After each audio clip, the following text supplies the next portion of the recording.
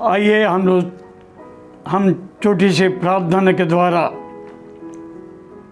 अपना कार्यक्रम को आगे बढ़ा देंगे। हमारे पिता यीशु, तो महान है प्रभु, जगत रक्षा, और तेरी नाम से और तेरे वचन के द्वारा सारे संसार में उद्धार की प्रशंसा होना चाहिए। और हमारी हृदय को तो परख ले, जांच ले और शुद्ध कर तेरे वचन के द्वारा हमारी देश में, सारे संसार में हर एक को उद्धार मिल सके। सुन कबूल कर यीशु मसीह तेरे मीठे नाम में मांगते हैं, आमीन। भजन संहिता 2 अध्याय वचन 9 पढ़ेंगे।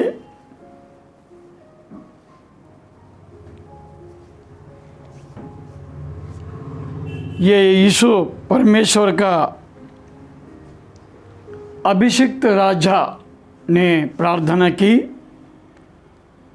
तो उन्हें लोहे के डंडे से टुकड़े टुकड़े करेगा, तो कुंवार के बर्तन के समान उन्हें चुकना चूर कर डालेगा।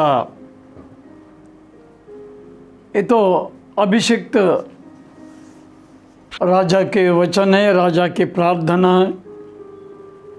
ईश्वर पर भरोसा रखकर युद्ध में हो, कोई भी प्रदेश में हो, उनकी शत्रु बढ़ चुका था और शत्रुओं से छुटकारा और शत्रुओं से किस तरह विजय पाना चाहिए, विजय होना चाहिए, ये तो राजा की एक विचार है।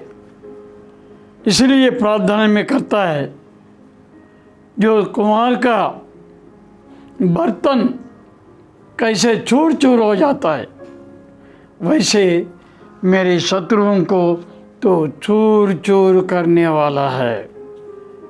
परंतु हम एक बर्तन हो और एक घड़ा हो, यानी पानी का घड़ा, भरा हुआ पानी का घड़ा कितने इस्तेमाल होती है। अगर वचन निर्गमन पुस्तक 27 अध्याय 3 वचन में हम देखें और उसको उसकी राख उठाने की एक पात्र और पवारियाँ और कटोरे और कांटे और अंगूठियाँ बनवाना, तो उसका कुल सामान पीतल का बनवाना होना चाहिए। मूसा के समय पर ईश्वर ने एक उन्हें आदेश दी, आज्ञा दी, जब मुझे अगर शांत करना चाहते हो, तुम्हें अपने इज़राइल के एक वेदी बना देना और वेदी पर जो भी बलि चढ़ाते हो, या अग्नि का हो या आहार पदार्थ का हो, तुम चढ़ाते हो, उसकी राख तुम अपने बर्तनों से उठाकर जहाँ पर नियुक्त किया गया वहाँ पर जाकर अपने वह राख को वहाँ रख देना। देखो, राख उठाना और जमा करना, ये तो बर्तनों के द्वारा ही होता है। उन दिनों में मिट्टी का बर्तन, घड़ा, उन दिनों कई प्रकार के पीतल का भी थे, परंतु हम मिट्टी का बर्तनों के द्वारा में थोड़ी सी बात सुनेंगे, आगे बढ़ेंगे और न्याय पुस्तक 7वां अध्याय 19 वचन पढ़ेंगे। बीच वाले पहर के आरंभ में जो ही पहरा उनके 100 पुरुषों समेत छावनी के छोर पर गया, यानी गिदोन, जरुब्बाबिल और नरसिंगा के फूंक दिया और अपने हाथ के गढ़ों को तोड़ डाला। यहाँ एक विचित्र बात है, आश्चर्य बात है। यानी गिदोन एक पहलवान, एक पराक्रम मनुष्य और बुद्धिमान भी थे, और उसे यहोवा ने उन दिनों में उसे बुलाया। वो एक छुपा हुआ मनुष्य था। उन दिनों में ये मिद्यानी लोगों ने और उस देश पर चढ़ बैठा युद्ध करने, परंतु उन समय युद्ध करने वाला कोई मिला ही नहीं ईश्वर के सम्मुख में। उनकी नज़रों में केवल गिदोन को देखा, गिदोन को बुलाया तो अपने सैनिकों को इकट्ठा कर और 32,000 इकट्ठा हुए, परंतु 32,000 में 22,000 लोग डरपोक थे। वे तो गिनती तो हुआ, परंतु वे डरपोक थे, वे युद्ध नहीं कर सका।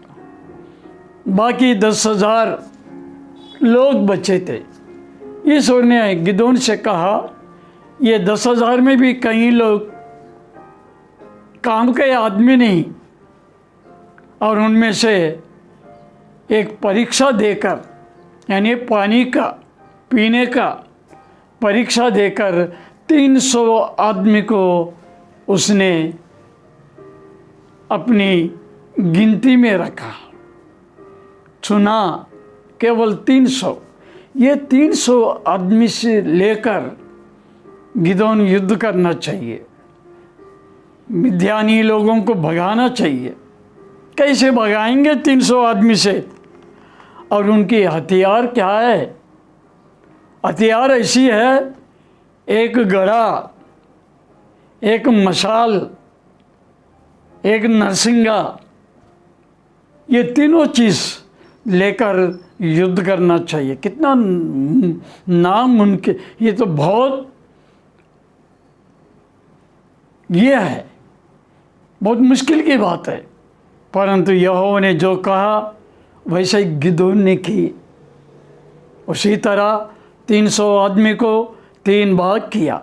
एक भाग लेकर गिदोन ने मशाल के साथ, नरसिंगा के साथ और एक गड़ा के साथ चला, और जैसा गिदोन ने की वैसे बाकी 2 भाग लोग भी वैसे ही किया। पहले नरसिंगा फूका, अपने मशाल हाथ में लिया, और गड़ा सब लोग एक साथ में और फटका दिया, नीचे तोड़ डाला। उनकी आवाज़ से मिद्यानियों ने भाग चला। देखो परमेश्वर की कितनी चमत्कार होता है। संसार की ताकत से हम कुछ नहीं कर सकता, भले हम गरीब हो, कंगाल हो,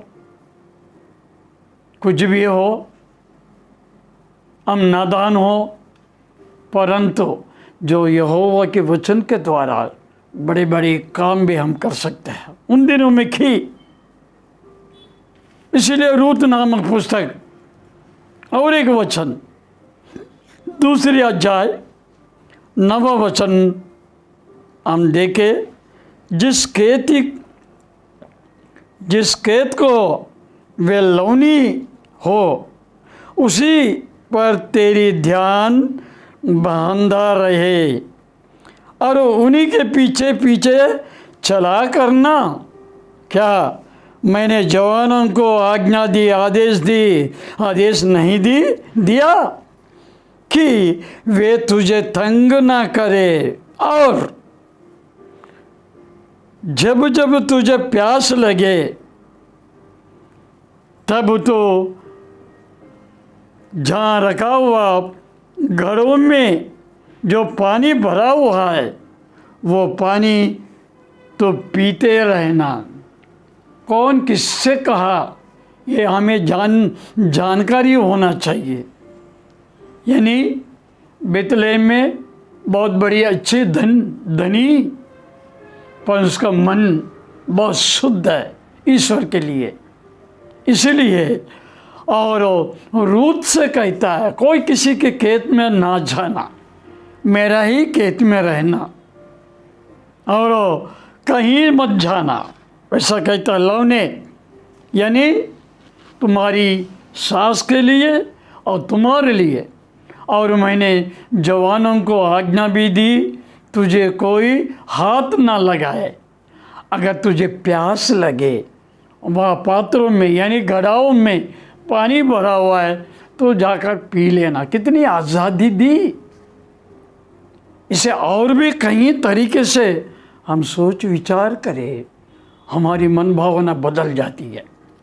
मेरे प्रिय लोग, वैसे ही सपोपदेशक पुस्तक 12 अध्याय 6वां वचन में हम सुने,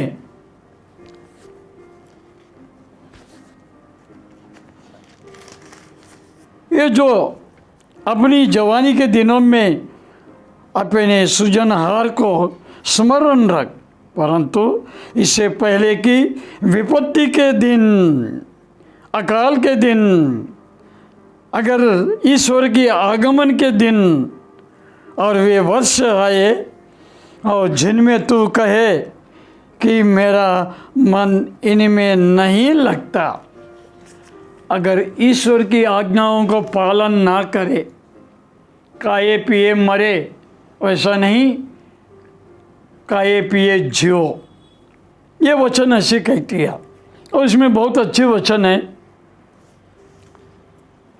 उस समय यानी दुर्दिनों में, आपद के दिनों में, नाश के दिनों में, ईश्वर की क्रोध के दिन में कोई मनुष्य उसके सामने न रहेगा। उस समय क्या होगा फिर? समय चांदी का तार 2 टुकड़े हो जाएंगे और सोने के कटोरा टूटेगा, और सोते के पास यानी बौड़ी के पास, कुएं के पास अगर तो पानी भरने घड़ा लेकर चले, वो घड़ा भी फूटेगा। देखो कितना भयंकर बात होती है। लोग सोचते हैं खाएंगे पिएंगे मज़ा मस्ती करेंगे। नहीं नहीं नहीं नहीं नहीं, मनुष्य का ये प्रभु ने, ईश्वर ने कभी कहा ही नहीं। खाओ पियो और तंदुरुस्ती से रहो, ईश्वर की उपासना करो, आराधना करो और उनकी चर्चा करो और उसकी प्रचार करो, प्रार्थना करो। यही है। ये हमारी ये शरीर एक घड़ा के समान है, ये टूट जाएगी, कोई जोड़ नहीं सकेगा, केवल ईश्वर के समान। क्यों? वो परम कुंवार हैं। हमें बनाता भी ये कुछ भी करे, इसलिए हम उस पर भरोसा रखना चाहिए। उसके मंदिर में रहना, उसके साथ समाज में रहो, समाज को छोड़ो नहीं। समाज में रहने से हमारी सारी कमज़ोरों को दूर करेगा, हमें चंगा करेगा। ये सब ध्यान देना चाहिए। इसलिए घड़ा फूटेगा, पानी कहाँ से लेकर आएंगे? अगर शरीर इस कलीसिया से, प्रभु से, सम्मुख से दूर हो जाता है, कोई मनुष्य कुछ नहीं कर सकता। अगर पैसा भी हो, कमाई भी हो, बुद्धि हो, उसे कुछ नहीं होता है, उस समय काम नहीं करेगा। इसलिए हम आगे बढ़ेंगे। यिर्मयाह नामक पुस्तक 18 अध्याय 14 वचन पढ़ेंगे। जो मिट्टी का बर्तन वहाँ बना रहा था,